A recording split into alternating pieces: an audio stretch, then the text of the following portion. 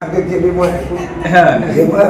भेटली okay okay धन्यवाद मला सुधारत नाही साहेब. नाही आता चिंता करू नका, तुमच्यासाठी आम्ही आहे. त्याच्यामुळे की काल सगळ्या पोलीस पाटलाला पण सांगितलं असे लोक जे असतील त्याला माझ्याकडे घेऊन या म्हणून सांगितलं. त्याला सुद्धा करून देतो म्हणलं ना. तुम्ही काय करा, पुढच्या वेळेस त्याला घेऊन या, त्याला सुद्धा करून देतो. अजून कोणी असेल त्याला सांगा, त्याला पण करून देतो. बसा तुम्ही चहा पाचतो, थांबा. अरे पाया करू नका.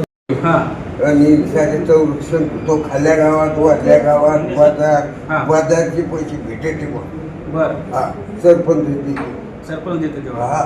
मी 6 महिन्यापासून तुमचा शोध घ्यायला पण कोणीच आलं नाही. खरं तुमचंच खरं साहेब. तुम्हाला आता पुढच्या महिन्यापासून 2,500 रुपये महिन्याला भेटतील. हा, आणि ते पैसे तुमचे तुम्हीच घ्यायचे, कोणाला द्यायचं नाही. कोणी घ्या बाहेर ते पोरं वगैरे नाही, बाहेरच्याला कोणाला द्यायचं नाही, तुमच्यासाठीच वापरायचे ते. पुढच्या महिन्यात येऊ ना. जर नाही पैसे भेटले माझ्याकडे डायरेक्ट द्यायचं, कोणाला भेटायचं नाही. मला लक्षात आलं नाही त्याला आणा. मग त्याच्यासोबत इथंच यायचं. त्याच्यासोबत इथंच यायचं. 2,500 रुपये पुढच्या महिन्यापासून मिळतील तुम्हाला. ठीक आहे. काय नाव तुमचं? एकनाथ दिवटे. मी 6 महिन्यापासून तुमचा शोध घ्यायला कागद पाहिजे म्हणून मी 2-3 वेळेस म्हणलं, पण कोणी नाही आणला. काल मी तण केलं त्यांना, नाही आणलं तर तुम्ही बघा म्हणून सांगितलं. अजून कोणी असेल तर सांगा, मी त्यालाही देतो. आता चहा पिऊन जा. माझा भाऊ आधार कार्ड हरवून गेलं तेव्हा त्याला घेऊन या, मी आधार कार्ड काढून देतो इथून. असं का? त्याला हा सगळं मिळते. त्याला घेऊन तर या, बघू आपण. घेऊन या त्याला. ये ना घेऊन या त्याला करतो.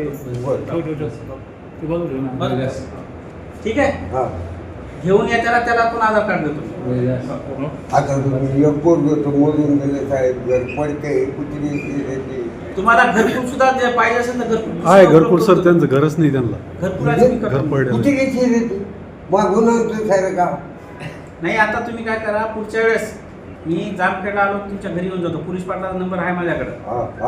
फोन करून तुमच्या घरी येऊन जातो. खोटं कधी बोललो तर मग काय नाही, मला माहिती आहे म्हणून तुमचा शोध घेतला ना. मला काय माहिती होतं? पाटील मला सोडीच ना, खाऊ घातलं मला त्याला केला का? आता ह्याच्यानंतर सुद्धा तुम्हाला काही अडचण येणार नाही, तुम्हाला मी देतो. धन्यवाद. काल माझ्याकडं जामखेड येथील एक वयोवृद्ध 75 वर्षाचे वयोवृद्ध आजोबा आलेले होते. त्यांचा व्हिडिओ माझ्याकडं 6 महिन्यापूर्वी आलेला होता. त्या 6 महिन्यापासून मी त्या आजोबांचा शोध घेत होतो. परवा दिवशी माझ्याकडं इथं पोलीस पाटलांची एक बैठक झालेली होती. त्यामध्ये हा विषय काढला. त्यांचं वर्णन सांगितलं असता ते जामखेड गावातील असून अंबड तालुक्यातील असल्याचे माझ्या निदर्शनास आले. त्यामुळे पोलीस पाटलांना मी सांगून त्यांना ताबडतोब इथं बोलवण्याची करता आदेशित करण्यात आले होते.